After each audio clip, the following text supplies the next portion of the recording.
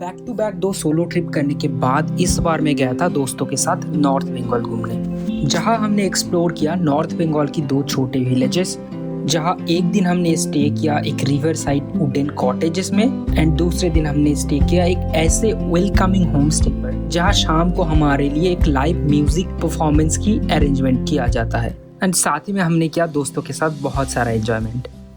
अभी रात का 12 बज रहे, हम लोग बीच रास्ते में रुक गए। क्यों रुके? तो गाड़ी का थोड़ा सा प्रॉब्लम हो गया है।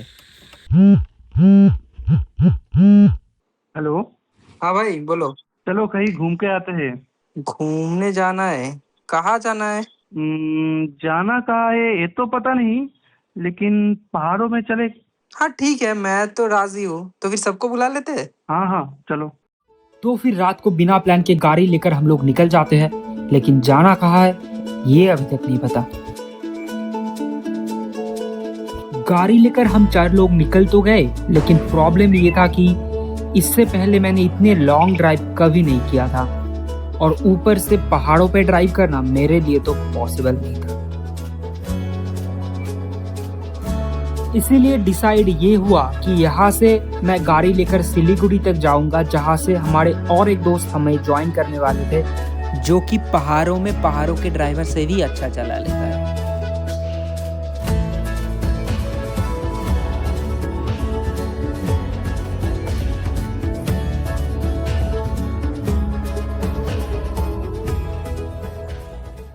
चार 5 घंटे ड्राइव करने के बाद हम एक ढाबे पर रुकते हैं खाना खाने के लिए। सब लोग अपना डिनर कंप्लीट कर लेते हैं यहाँ। मुझे ज़्यादा भूख नहीं था तो मैंने बस शांति से बैठकर एक चाय पी लेता हूँ।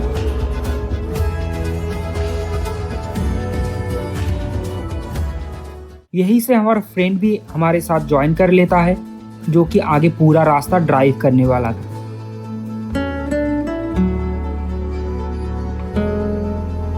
खाना खाकर थोड़ी देर चलने के बाद ही सब लोग सो जाते हैं, बस हम दोनों जगे हुए थे।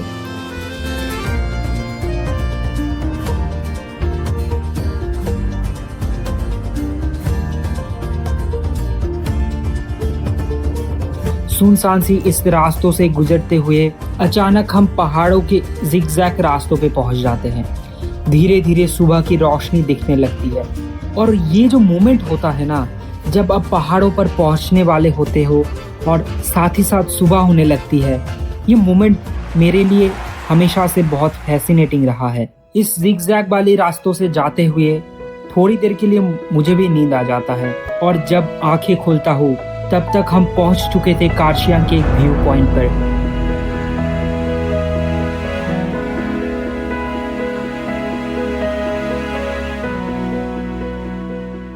यहाँ से हम लोग निकल जाते हैं दार्जिलिंग की तरफ, लेकिन हमारी आज की फाइनल डेस्टिनेशन अभी तक डिसाइडेड नहीं था।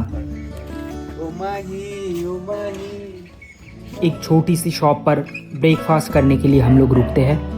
वही बैठकर हम लोग डिसाइड करते हैं आज हम रुकेंगे दार्जिलिंग डिस्ट्रिक्ट के एक छोटे से गांव बिजनबारी में, जो दार्जिलिंग के मेन टाउन से बस 12 किलोमीटर दूर है।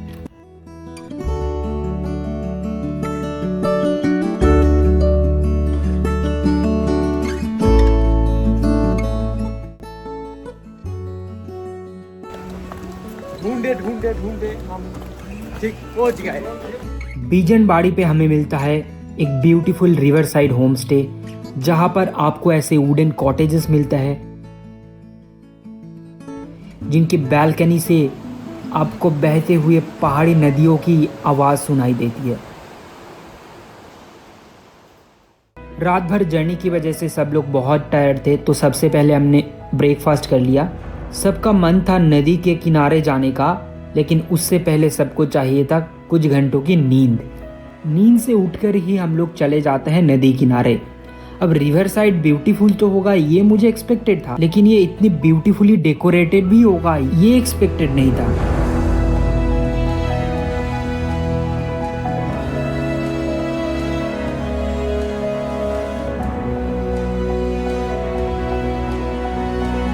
अब ऐसी पहाड़ी नदी देखकर किसका मन नहीं होगा इसमें नहाने का। तो धीरे धीरे एक एक करके सब पानी में उतर गए और इन्हें देख के मेरा भी मन हो गया, तो मैं भी रिकॉर्डिंग बंद करके नदी में डुबकी लगाने चला गया। शाम को चाय पकोड़े खाने के बाद जब नीचे गया तो नज़ारे कुछ और ही था। पूरे रिवर साइड लाइटिंग से डेकोरेटेड थी। ऐसा लग रहा था कि मानो यहाँ कोई फेस्टिवल चल रहा है।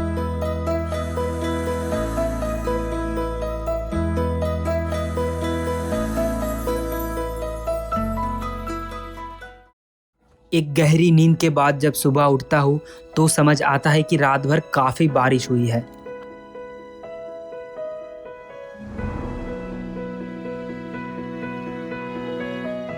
हम सब लोग ऐसी सुबह क्रेव करते हैं जहाँ हमें कहीं जाने की जल्दी ना हो, कोई काम का टेंशन ना हो, बस एक ऐसी सुबह जहाँ कुछ ना करना भी अच्छा लगे। आज की मॉर्निंग मेरे लिए कुछ बिल्कुल ऐसा ही था।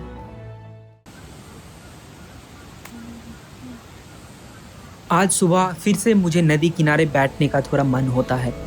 ऐसी नेचर से घिरी पहाड़ी नदी के किनारे बैठकर अंदर से एक सुकून सा महसूस होता है।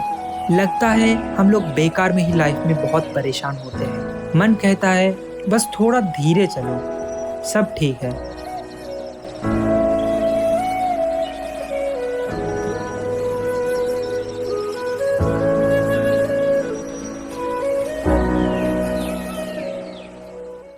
यहाँ हमारी स्टे बस एक दिन के लिए था। ब्रेकफास्ट करके हम लोग यहाँ से चेकआउट कर लेते हैं।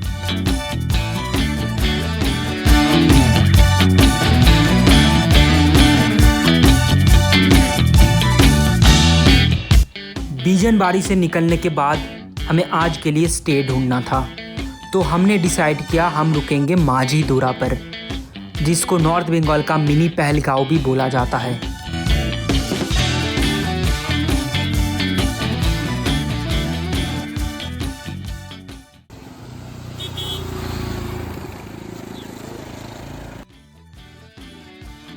रास्ते में एक छोटी सी चाय ब्रेक के बाद हम लोग एक पाइन फॉरेस्ट व्यू पॉइंट पे रुकते हैं।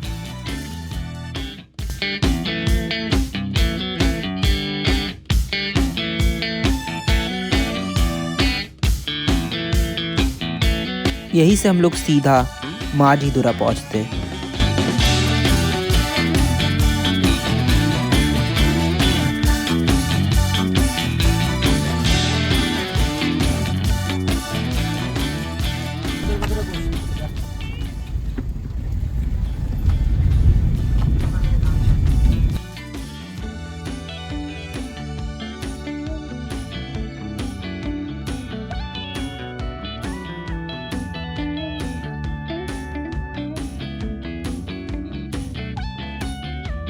ये होम स्टे भी काफ़ी सुंदर था और रूम्स भी काफ़ी क्लीन थे। रूम में काफ़ी बड़ा विंडो था व्यू देखने के लिए, लेकिन इस टाइम यहाँ बिल्कुल विजिबिलिटी नहीं था। रूम में सामान रखकर हम लोग इस जगह को एक्सप्लोर करने निकल गए।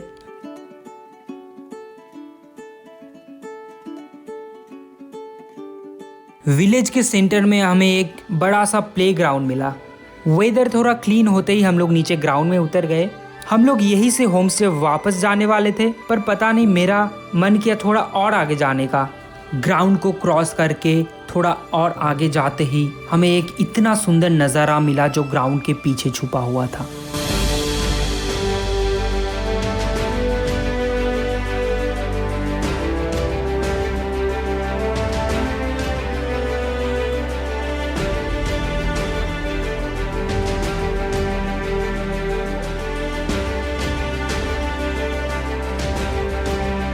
यहाँ बैठकर ये नज़ारे देखते हुए हमें लगा कि ये किसी मिनी पहलगांव से कम नहीं है।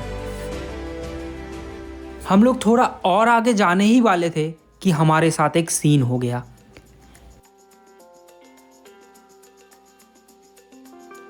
यहाँ बहुत सारे लीचेस थे और हमें बिल्कुल नहीं पता था।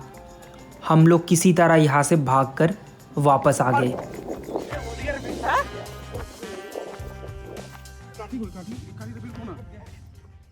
शाम तक जब हम लोग होम स्टे पहुँच गए तब तक विजिबिलिटी काफ़ी क्लियर हो चुकी थी। इस जगह से बहुत ही बेहतरीन व्यू दिख रहा था। हमें टिफ़िन करते करते शाम हो गई।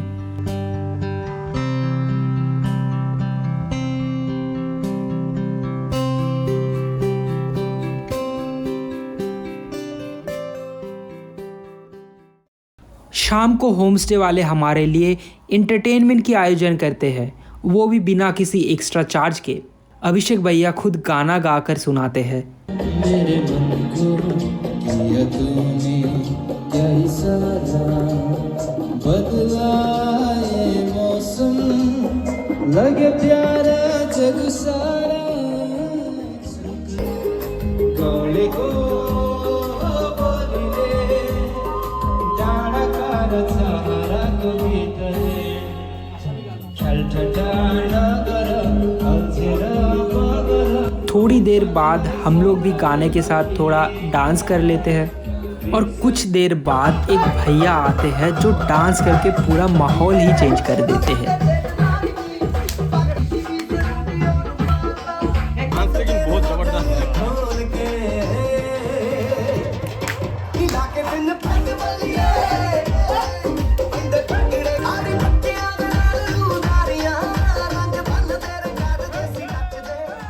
डांस करने के बाद सबको काफ़ी भूख लग गया था तो खाना खाने जाते हैं। इस होमस्टे का खाना पिछले होमस्टे से काफ़ी अच्छा था। सब लोग अच्छे से खाना खाकर जल्दी जल्दी सो गए। सुबह जब हम लोग उठे तो विंडो से व्यू काफ़ी क्लीन था एंड हमें समझ आया आज रात को भी काफ़ी बारिश हुई है। होमस्टे की बैल्कनी से व्यू और भी अच्छा था।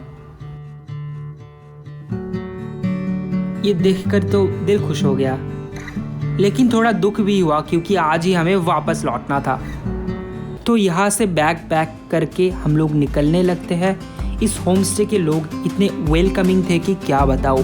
होमस्टे के ओनर ज़्यादातर बाहर रहते हैं, लेकिन इस टाइम वो यहाँ आए थे।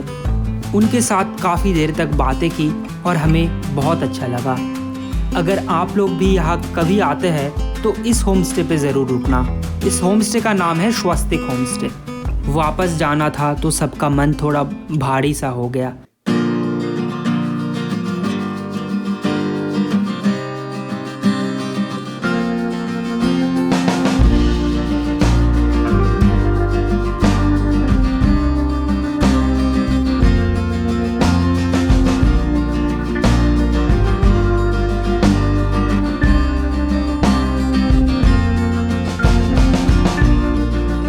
रास्ते में हम लोग एक व्यू पॉइंट पर रुकते हैं।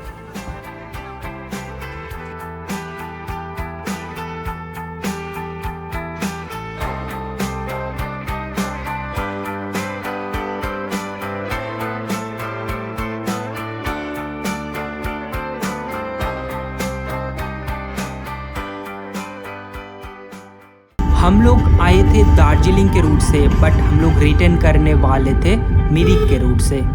रास्ते में इतने अच्छे व्यूज मिले कि पूरे सैडनेस गायब हो गया।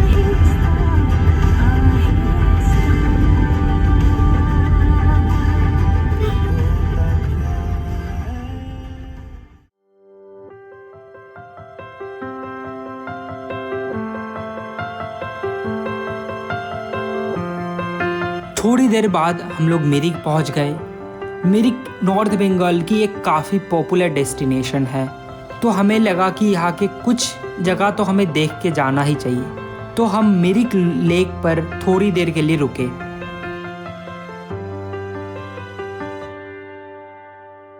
यहाँ आप बोटिंग कर सकते हैं, हॉर्स राइडिंग का मज़े ले सकते हैं, या फिर हमारी तरह बस लेक साइड बैठकर व्यू एंजॉय कर सकते हैं।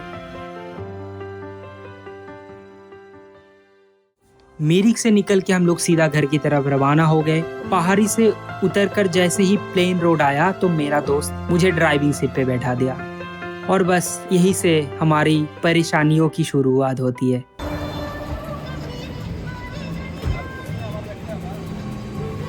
थोड़ी देर चलने के बाद ही गाड़ी के टायर पंचर हो गया।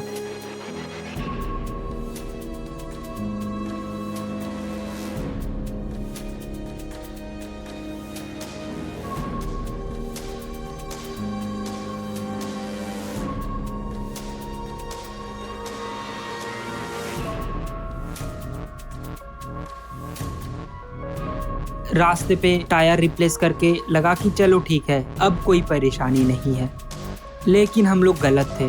गाड़ी के इंजन में थोड़े प्रॉब्लम होने के वजह से गाड़ी थोड़ी देर में बंद हो जाती थी और उसको स्टार्ट करने के लिए एक दोस्त का जुगाड़ है, बॉनेट खोलो, पेट्रोल में भिगोया हुआ कपड़ा लगाओ, तब जाके गाड़ी स्टार्ट होती थी।